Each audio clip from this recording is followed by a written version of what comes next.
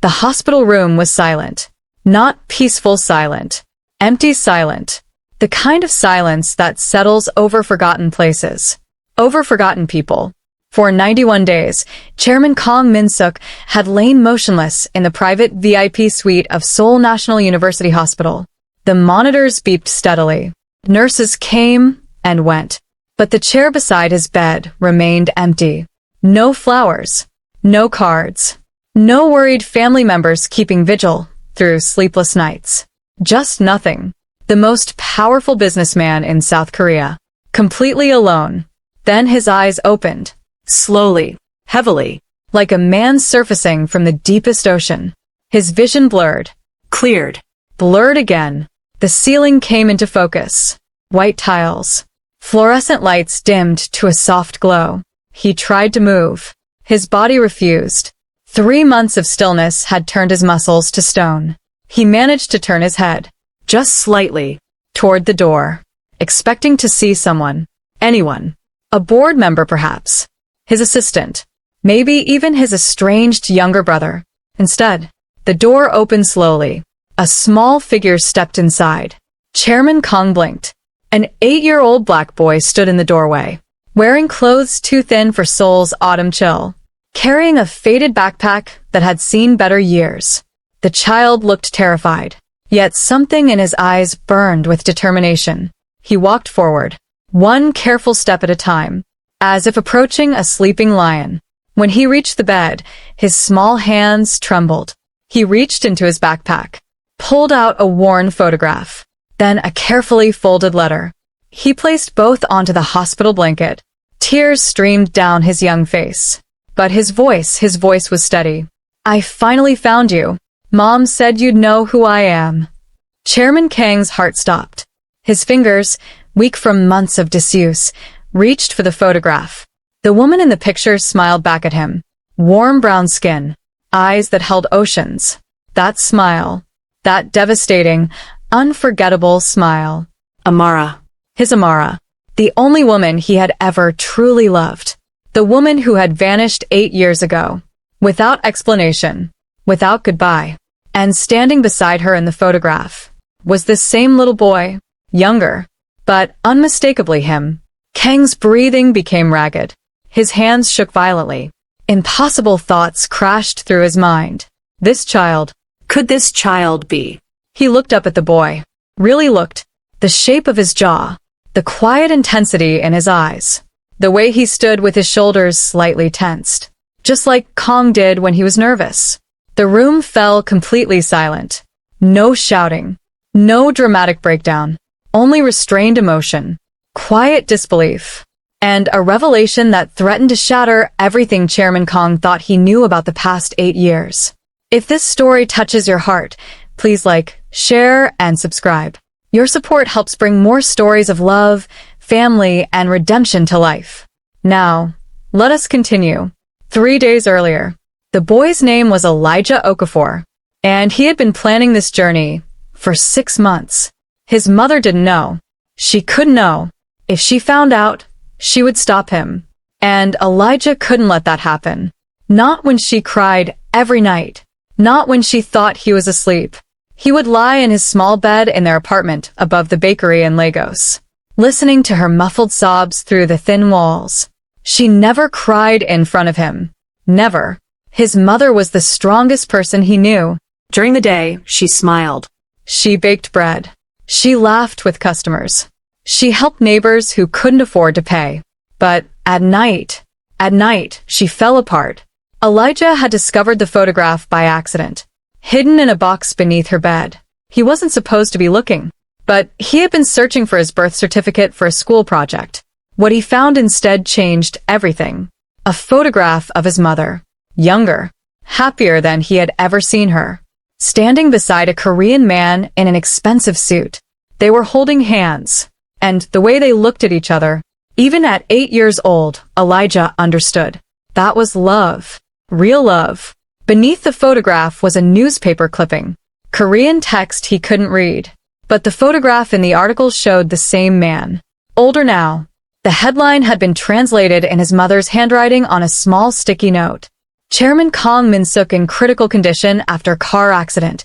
Doctors uncertain of recovery. The date was 3 months ago. Elijah had stared at that clipping for hours. Then, he had started planning. The journey from Lagos to Seoul took everything Elijah had. His savings from helping at the bakery. The emergency money his mother kept hidden in the flour tin. He felt guilty taking it, but he promised himself he would explain everything. Eventually, he traveled first by bus to the airport, then begged a sympathetic airline worker to help him. He had a letter he'd written himself, explaining that his father was dying in Korea, that he needed to see him before it was too late. The woman at the counter had looked at his tearful face, at the photograph in his trembling hands, and somehow, she had let him board. When Elijah arrived in Seoul, he was terrified. The city was massive, cold, filled with people who didn't look like him, who stared at his dark skin with curiosity, sometimes worse. But Elijah kept walking. He asked for directions in broken English, showed the newspaper clipping to strangers. Most ignored him. Some laughed. One elderly Korean woman stopped, studied the clipping, then studied his face. Something flickered in her eyes. She pointed toward the hospital district, and Elijah ran. The hospital staff didn't want to let him in. A child alone. No identification. No guardian. Speaking limited Korean. Asking to see one of the most powerful men in the country. They thought he was confused. Possibly lost. Definitely not someone who belonged in the VIP wing. But Elijah waited. For hours. In the lobby. Watching doctors and nurses come and go. Until he spotted a cleaning woman heading toward the restricted elevators. He followed her. Quietly. Invisibly. The way children can move when adults stop paying attention. And when the elevator doors opened on the VIP floor, Elijah saw the nameplate beside room 1701. Kong Min-suk. His heart pounded. He walked toward the door, placed his small hand on the handle, and stepped inside. Present day. Chairman Kong couldn't stop staring at the boy. His mind refused to process what his eyes were seeing. Who? His voice cracked. Months of silence had made speaking difficult. Who are you? Elijah wiped his tears with the back of his hand. My name is Elijah. Elijah Okafor. My mom is Amara. Amara. The name hit Kong like a physical blow. He had spent 8 years trying to forget that name. 8 years failing. Where? He struggled to form words. Where is she? Lagos.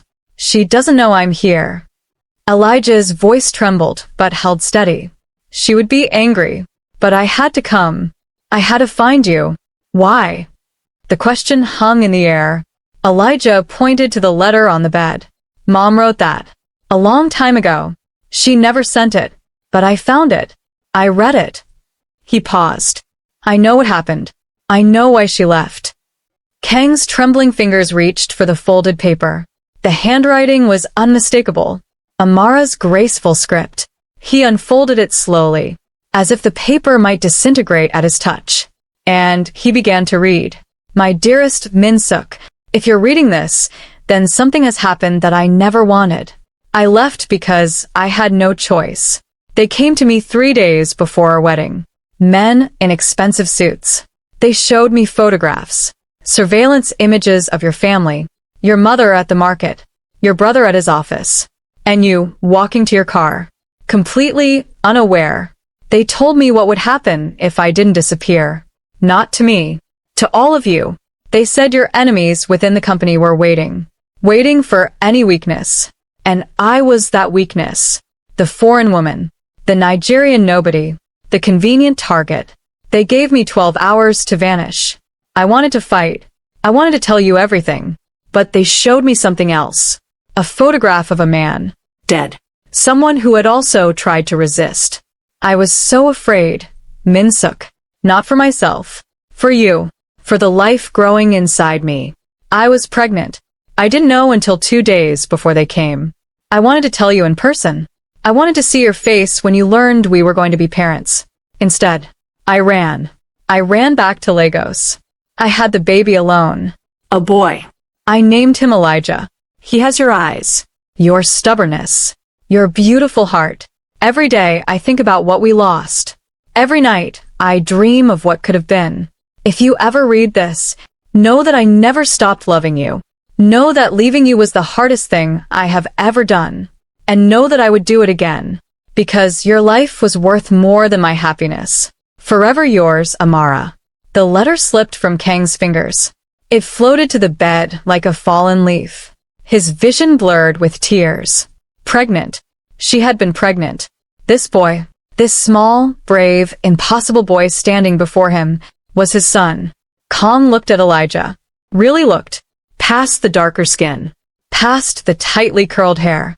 To the bone structure beneath. The jawline. The nose. The way he tilted his head when he was listening intently. It was like looking into a mirror that reflected both himself and Amara in perfect harmony. Kang's voice broke. You're my son. Elijah nodded slowly. I think so. Something shattered inside Chairman Kang. Something that had been frozen for 8 years. A wall he had built around his heart. Brick by brick. Day by day. Until he had convinced himself he felt nothing. That he needed no one. That being alone was the same as being strong. Now that wall crumbled. And for the first time in nearly a decade, Chairman Kang Min-suk wept. Meanwhile in Lagos, Amara Okafor woke to an empty apartment. At first, she didn't panic. Elijah sometimes woke early. He would go downstairs to the bakery, practice kneading dough, pretend he was a master baker like the ones he watched on cooking videos. She smiled at the thought, stretched, rose from bed. Then she saw the note on the kitchen table. Dear Mom, please don't be scared. I went to find him. The man in the photograph. I know everything. I'm sorry I took the emergency money. I'll pay it back. I promise I'll be okay. I love you, Elijah. The note fell from Amara's hands. Her world collapsed. She screamed. Not a word. Just sound. Pure terror ripped from her throat. She grabbed her phone. Called everyone she knew. No one had seen him. She called the police. They told her to wait. Children run away sometimes. He would come back. But Amara knew. She knew exactly where her son had gone. And she knew who he had gone to find. The next 12 hours were torture. Amara packed a bag with shaking hands. Called her neighbor to watch the bakery. Booked the first available flight to Seoul. She couldn't afford it. But she didn't care. On the plane, she couldn't sleep. Couldn't eat. Couldn't think about anything except her son. Alone in a foreign city. Looking for a man who might already be dead. And if he wasn't dead, if Kang had survived, what would happen when he learned the truth? Would he be angry? Would he hate her for leaving? For keeping his son a secret for 8 years? She had imagined this moment 1,000 times. In her darkest hours. In her weakest moments. She had dreamed of seeing him again. Of explaining everything. Of finally being free from the weight of her secrets. But not like this. Never like this. Seoul National University Hospital, 48 hours after Kang's awakening. Chairman Kang had spent 2 days refusing to leave the hospital. His doctors insisted he needed rest, physical therapy, careful monitoring. But Kang only cared about one thing. The boy. Elijah had been placed in temporary care by hospital social services. Foreign child. No documentation. No guardian. The situation was complicated. But Kang had made calls, pulled strings, done what he did best, moved mountains. Within hours, Elijah was moved to a private room in the same wing, with security, with comfort, with the assurance that no one would take him anywhere without Kang's permission. They spent those 2 days together, talking. Or rather, Elijah talked, and Kang listened, absorbing every word like water in a desert. He learned about Lagos. About the bakery, with its warm bread and honey cakes. About school, where Elijah was the best at mathematics. About his mother's cooking. Her singing. The way she hummed old Korean songs when she thought no one was listening. She taught herself, Elijah said proudly. From videos. She still remembers everything about Korea. Each detail was a knife to Kang's heart. Beautiful and painful in equal measure. On the 3rd day she arrived. Kang was sitting with Elijah when the door opened. And there she was. Amara. 8 years older. Lines of worry etched around her eyes. But still the most beautiful woman he had ever seen. She stood in the doorway, frozen. Her eyes found Elijah first. The terror on her face melted into overwhelming relief. Elijah! She rushed forward, pulled him into her arms, held him so tightly that the boy gasped. Mom, I can't breathe. I don't care. I'm never letting you go again. She was crying, laughing, Scolding. all at once. Then her eyes lifted and met Kang's. Time stopped. 8 years of silence, of wondering, of grief and anger and longing. All of it crashed between them like colliding waves. Amara slowly released Elijah. She straightened, faced the man she had loved, the man she had left, the man who was now looking at her with something she couldn't quite read. Min-suk. Amara. His voice was calm. Too calm. The way it always became when he was feeling too much. You came back. I came for my son. Our son. The words hung in the air. Amara flinched, but she didn't deny it. How could she? The truth was written in Elijah's face, in his gestures, in the way he stood slightly behind Kong now, as if they had already formed a bond she couldn't quite understand. I read your letter, Kong said quietly. Amara's breath caught. I know what they did. I know why you left. Tears spilled down her cheeks. She didn't try to stop them. I'm sorry. I'm so sorry. I thought I was protecting you. You were protecting me by letting me think you abandoned me? His voice cracked. Just barely. But Amara heard it. I had no choice. There is always a choice, Amara. For a moment, his composure broke. Just a flash of the agony beneath. Then he pulled it back. Controlled it. Like he controlled everything in his life. You could have told me. We could have fought them together. They would have killed you. You don't know that. I don't know that. Her voice rose. Fierce. Protective. I know because they showed me proof. Bodies. Evidence. They were not bluffing, Min-suk. These were not idle threats. She stepped closer, her eyes blazing with 8 years of bottled pain. Do you think it was easy? Do you think I wanted to leave? I loved you more than I have ever loved anything in my life. Walking away from you, it destroyed me. But staying would have destroyed you. And I couldn't let that happen. Silence fell between them. Heavy. Suffocating. Elijah looked between his parents. His young face filled with confusion. With worry. Please don't fight, he whispered.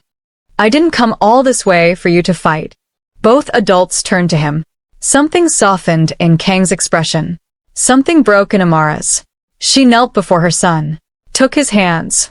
I'm not angry with you, my love. I was scared, but I'm not angry. I just wanted us to be a family, Elijah said quietly. A real family. Like the ones at school. Amara's heart shattered. She pulled him close, held him, let her tears fall into his hair. And over his shoulder, she met Kang's eyes. He was watching them, his expression unreadable. But his hands were trembling. 1 week later, Chairman Kong had been discharged from the hospital. But instead of returning to his penthouse, he moved to a private estate outside Seoul. Somewhere quiet, somewhere safe. And he brought Amara and Elijah with him. Just until we figure things out, he had said. But they all knew it was more than that. Something had shifted between them. Not forgiveness. Not yet. But possibility. The first fragile threads of understanding. Meanwhile, Kong had put his best investigators to work. Not on reconciliation. On the accident. 3 months ago, his car had been forced off a mountain road. His driver had died on impact. Kong had survived only because of pure chance. A passing truck had seen the wreckage. Called for help. The official report called it an accident. Brake failure. Unfortunate timing. But Kong had never believed in coincidences. Now, with Amara's letter confirming that powerful enemies had threatened her years ago, he was certain. Someone wanted him dead. The investigation led to an unexpected name. Director Park Sung-ho, one of the longest-serving executives on Kang's board. A man who had been with the company since its founding. A man Kong had trusted like a brother. The evidence was damning. Financial records showing payments to known criminal organizations. Communications with the men who had threatened Amara 8 years ago. And most devastating of all, a direct connection to the mechanic who had tampered with Kang's brakes. The confrontation happened in Kang's private study. Director Park arrived thinking it was a routine meeting to discuss company business, to check on the chairman's recovery. Instead, he found himself facing Kong, alone, with armed security blocking every exit. Sung-ho. Kang's voice was deadly quiet. Chairman, it's good to see you recovered. Is it? Park's smile flickered. Just slightly. Of course. We were all worried. So worried that you tried to ensure I never woke up? The accusation hung in the air. Park's expression shifted, from surprise to calculation. Then slowly, to cold acceptance. You always were too clever. He straightened, adjusted his tie, as if preparing for a business negotiation. The company was supposed to be mine, you know. Your father promised it to me before he died. Then you came along, the prodigal son. And suddenly I was nothing but a servant in my own kingdom. So you tried to kill me. I tried to correct an old wrong. Kong stared at the man he had once considered family. And Amara? The threats? Driving away the woman I loved. Ah, yes. That. Park almost smiled. She was a complication. A foreign woman with no connections. No power. She made you vulnerable. Distracted. I couldn't have that. So I arranged for her to understand the consequences of staying. You destroyed 8 years of my life. I protected the company's interests. Kong rose from his chair. Slowly. Deliberately. You're finished, Sung-ho. The evidence has already been sent to the authorities. You will spend the rest of your life in prison. Park's composure finally cracked. You can't do this. I built this company alongside you. No. You built nothing. You only plotted to take what wasn't yours. He pressed a button on his desk. The doors opened. Police officers flooded inside. As Director Park was led away in handcuffs, he turned back one final time. She'll leave you again, he spat. Women like her always do. You'll end up alone, just like you deserve. Kong didn't respond. He simply watched, until the man who had stolen 8 years of his life disappeared from view. The weeks that followed were quiet. Not empty quiet. Healing quiet. Amara stayed at the estate. At first, she told herself it was temporary. For Elijah's sake. To give him time with his father. But slowly, she began to relax. To trust. To remember what it felt like to be somewhere safe. Kong watched her constantly. Not intrusively, but carefully. The way she moved through the kitchen.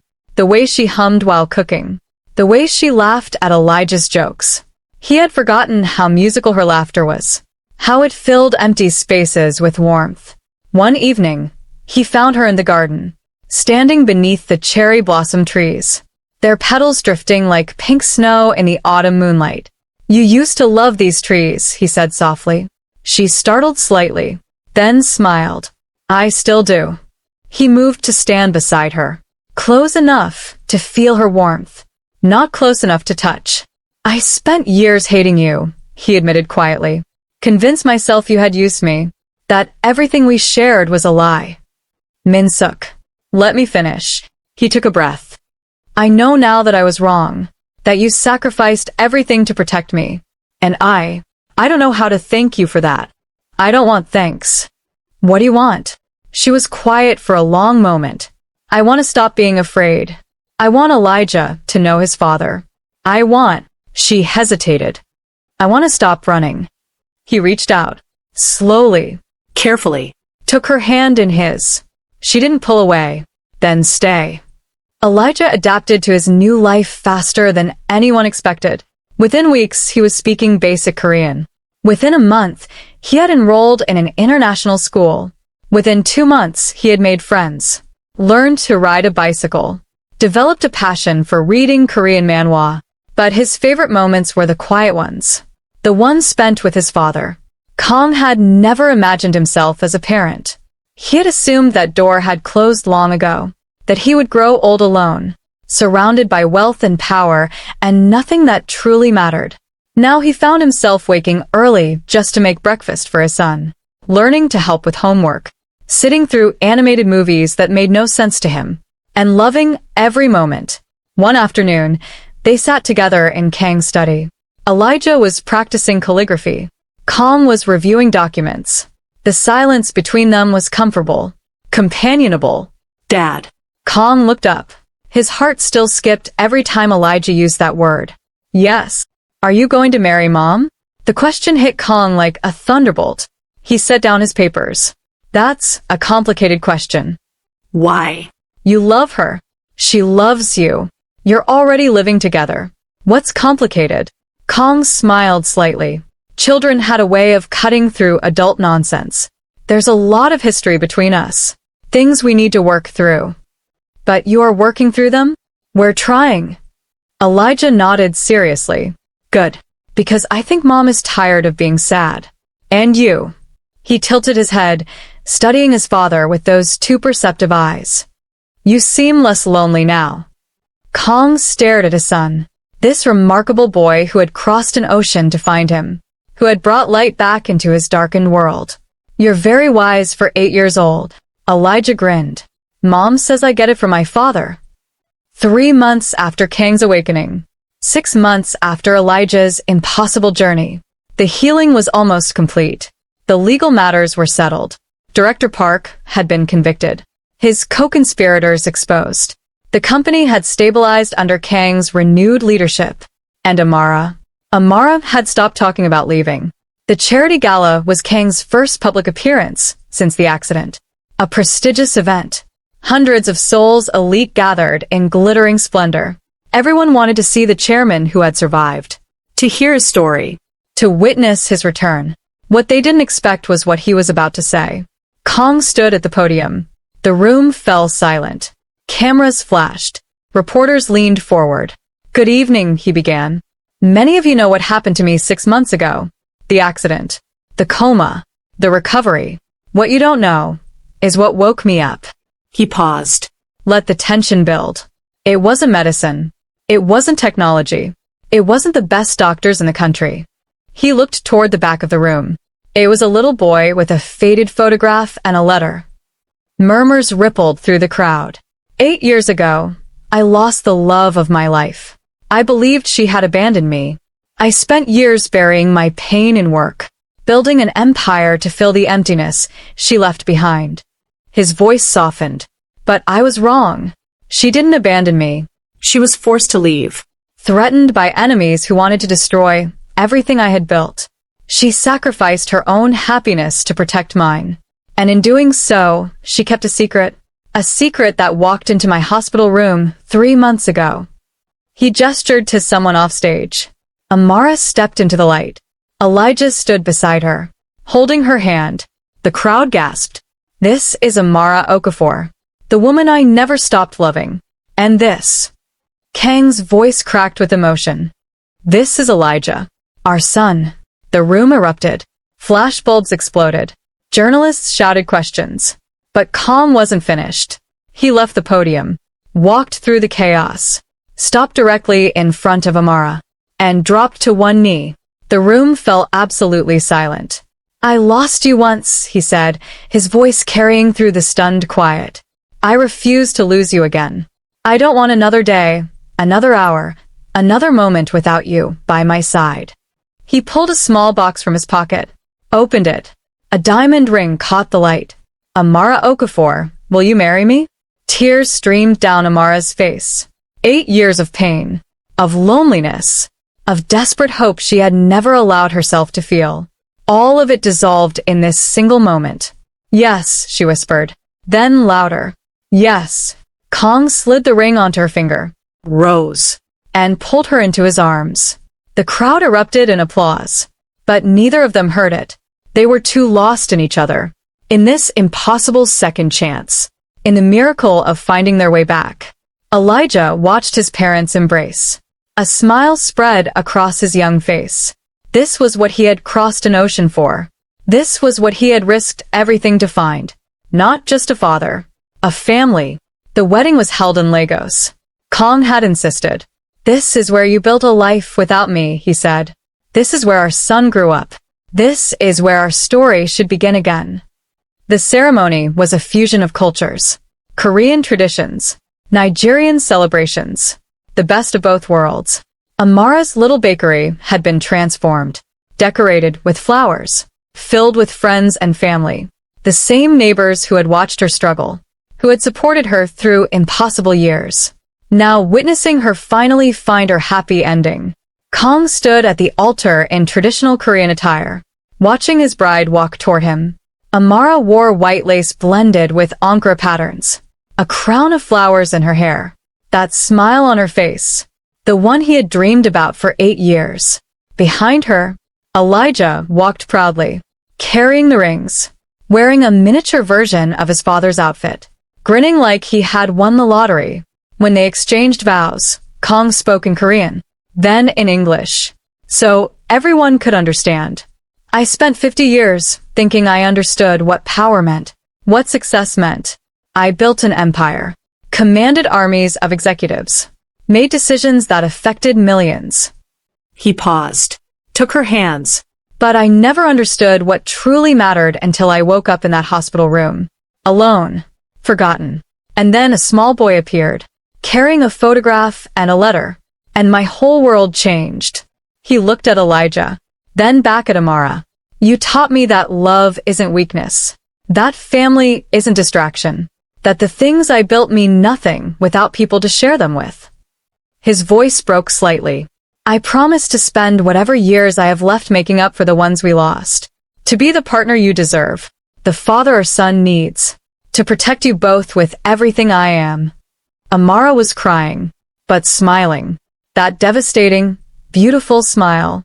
"I spent 8 years running," she said softly, "hiding, trying to protect you from shadows. But I was also running from my own heart, from the truth that I never stopped loving you.